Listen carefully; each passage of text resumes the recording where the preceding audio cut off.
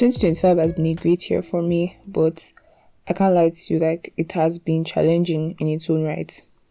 I mean, anybody that knows what it is to be a final year student in a Nigerian university, and of course, a final year student of engineering, you know what I'm talking about.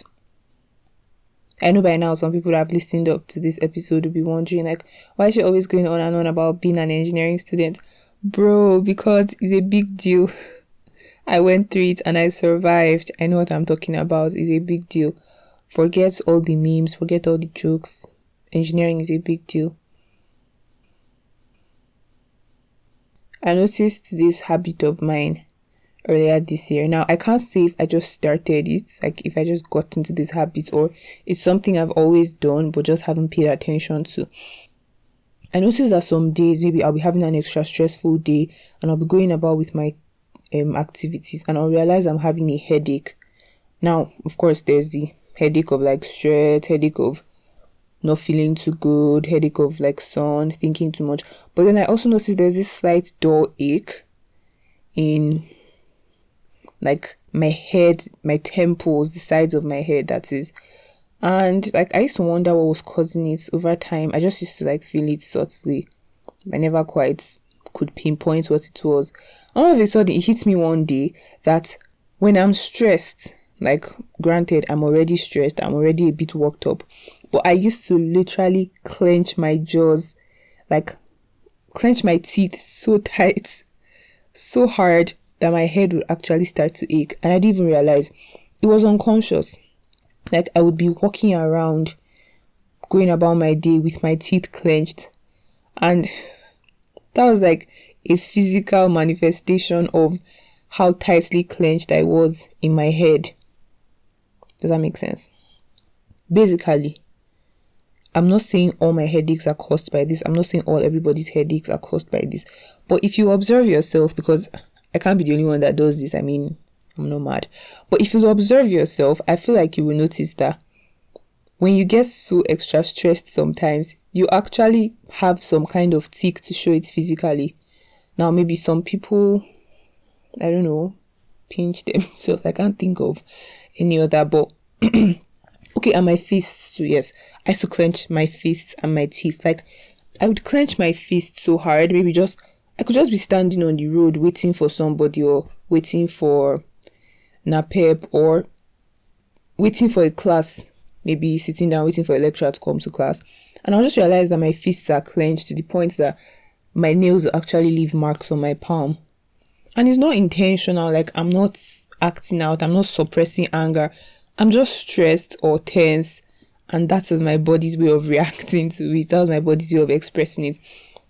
It is insane. Like, the first time I noticed, I can't remember how I noticed. I can't remember what exactly tipped me off, or what exactly made me realize, but it's just like, oh my God, Judith, release your jaws, release your hands. My hands will be in fists and I'll be clenching so hard. I'll be clenching my teeth so hard, and there'll just be this whole tension going through my body. But on the outside, I probably appeared completely calm. Well, calm enough. I mean, my friends know me when I'm stressed. I have other signs, but it just got me thinking. A lot of people walk around every day and we are clenching in one way or the other. You might not be clenching your teeth so hard that you give yourself a headache. You might not be fisting so hard that you... God, did I just say fisting so hard? You might not be clenching your fists so hard that you leave marks on your palms. I don't know if you get me, but I feel like everybody just has a way that they radiate tension off of them. Let me not say radiate, because everybody around you might not be able to pick up on those signs. But we all have our ways. We all have our ways of coping. Our bodies all have ways of coping with tension, and some are unintentional. I guess that's what we call coping mechanisms. Some are completely unconscious, some are even reflex. But anyway, when I took note of that, I realized that I used to walk around thinking, oh, I have a headache. When I'm stressed, I start to have this dull headache. And now I'm not completely saying that was all that was causing my headache, no. But this was definitely a contributory factor. Like, I kid you not, I used to clench my jaws, like actually I don't know, clamp my teeth together so hard. I'll feel the tension all along my cheekbones to my head. When I do it now, I feel the tension, but even up to earlier today, I was working and I found myself doing the same thing. While I'm doing it, it won't really seem like anything, but the moment I catch myself, I realize, bro, are you trying to crush your teeth? It's actually that intense. I find it funny because I don't even know where I picked it. I don't know where when I slipped into this behavior, but ever since I noticed that, ever since I realized that I do that, I've tried to watch myself more. Whenever I catch myself, I remind myself to exhale. Exhale, unclench, release your hands, release your teeth, relax. Because life is never going to be completely easy. Life is never going to be all fun all the time. Challenges are going to come. They're always going to come. But I can't live my whole life clenching my teeth. That does not give me time to relax. It doesn't give me time to enjoy. And I know people say like, oh, it's cliche to say enjoy the challenges. Yes, in a sense, it kind of is. Nobody wants to enjoy challenges. But enjoy life. Just because life comes with challenges does not mean you cannot enjoy life. I know somebody that used to pick the onions out of food. She does not like onions. So like whenever she has food and she like sights onions, like she has to pick it out. She still enjoys her food. I know this is not the best of metaphors. Eating food and living life are two different things. But my point is, some bad things will come, some hard things will come, some challenging things will come. And in a sense, it's good to grit your teeth. Like when they say grit your teeth and face the situation, grit your teeth and be strong. That's good. But in the middle of all that gritting of your teeth, don't give yourself a headache. Don't forget to unclench sometimes. I know gritting of teeth has for a long time been a symbol of strength. And even clenching your fist, raising it up the way like Donald Trump does at his rallies.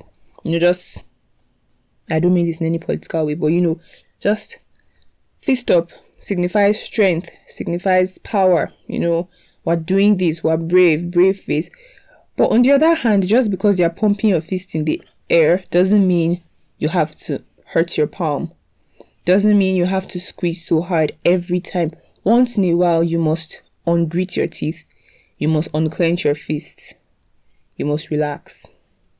I'm learning that. Believe me, I am trying my best to practice what I've learned. It's not easy. I can still think of times where in the middle of preparing for exams, working on my projects, trying to juggle several different things at once, it's almost like I kind of lost sight of how fun final year is meant to be. I lost sight of this is my last year. Like I'm meant to be enjoying it. I'm meant to be, living my best. I thank God for my friends. They never cease to remind me that, oh, this is our last year. We're almost done. But still, there were those times where things just go insane. And I can say this now about final year because that's like the most recent. But all over my life, rather all through my life, I can remember times where I was working towards something I was excited for, but I got so caught up in doing the work. I got so caught up in the grind, the labor, that I lost track of the upside of it. I lost track of the fun part. I found myself clenching my teeth too hard. Well, I can't say I found myself because back then I didn't even know I had the habit, or maybe I didn't even have the habit. But basically what I'm saying is mentally I found myself too engrossed in the work. Too locked in, if there is such a thing.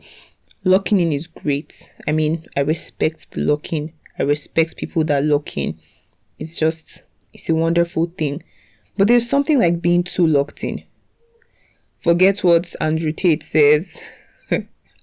There is something like being too locked in. It's possible to be much too focused on the grind, much too focused on the struggle, that you forget to just stop and smell the roses. Literally speaking, stop and smell the roses. Like, just take a pause, unclench, relax, chill out, go outside and touch grass. I'm still not very sure what that means. I'm just everybody saying it, so peer pressure. Anyway, we must get to the point where we accept that, yes, clenching our fists, gritting our teeth, and putting in the work is important. But we must also learn to enjoy the moment. Don't give yourself a headache. Don't stress yourself. One thing I've come to understand is I think stress is now I don't want to say it and come off like motivational speakers and say I think being stressed is a choice. I think stress is a choice. No, stress happens to people, but you can choose how you react to stress. You can choose how you take it. I'm not denying that sometimes it gets crazy. It gets hard. It gets frustrating. I'm not denying that. But we can choose how we react.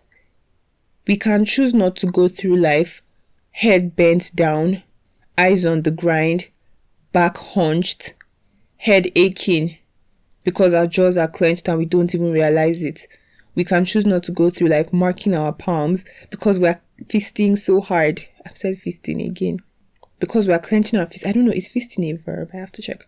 But because we're clenching our fists so hard, we can choose to just relax. By relax, I don't mean be lax or be lazy or just take whatever life gives you. No. But just because you're putting in the work, just because you're working hard and making efforts, doesn't mean you have to hurt yourself in the process. Because if you put everything into surviving, what do you do after you've survived? That's a very genuine question I've been asking myself. If I let go of all my happiness in the process of trying to get the things I want, when I get the things I want, what happens? How do I enjoy them if I'm no longer happy? It's a bit of a morbid thought to think that somebody could spend all their energy and drive working towards something and get it and not be able to enjoy it. Yes, that's an extreme. I'm not saying like it is bound to happen to a lot of people, but I'm just saying, what if? Nobody wants to find that out. So enjoy your life from now. Work hard to get the things you want. Work hard to have the best possible life. But sometimes the journey in itself is important and is equally to be enjoyed. Look out your window. Enjoy the sight. Some of the sights might not be pretty. Yes, I don't currently like where I'm at. I don't currently like the phase I am in. It doesn't mean that you cannot find anything good to hold on to. It doesn't mean that you cannot. That's where romanticizing your life comes in. Romanticize your life. It works. I'm not saying be delusional. Romanticize your life. In fact, you know what? Be delusional. Just don't do it to the extreme that actually hurts you. But once in a while, allow yourself be delusional. Allow yourself imagine the best. Allow yourself be an optimist. Optimism never killed anybody, contrary to popular belief. Anyway, I just thought I would share this little fact about myself. I'm really working on it. Like sometimes I catch myself doing it and I remind myself to release, relax. So I want you to do the same. You may not have the exact same physical tick as me. You may not clench your fists. You may not clench your teeth. Some people just furrow their brows, and you're like, why are you Nigerians? Because it's squeezing your forehead. Why are you squeezing your forehead? Some people bite their lips like so hard.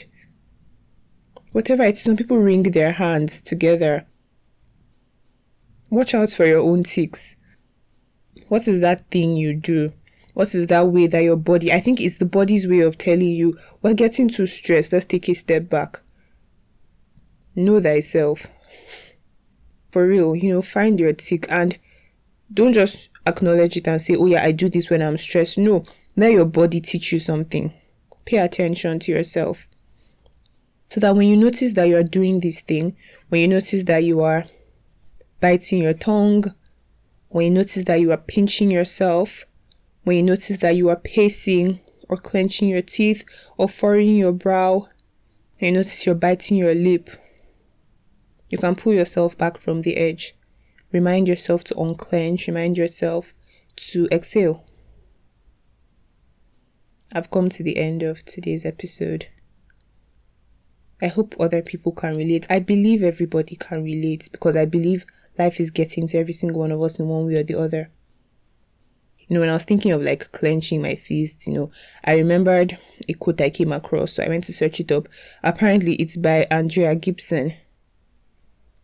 I suppose I love this life in spite of my clenched fist.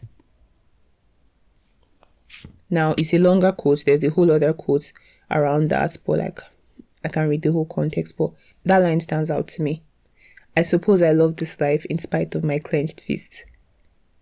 I appreciate her point. I get what she's saying, but I'm going to take it a step further to say, because I love this life, sometimes I will unclench my fist.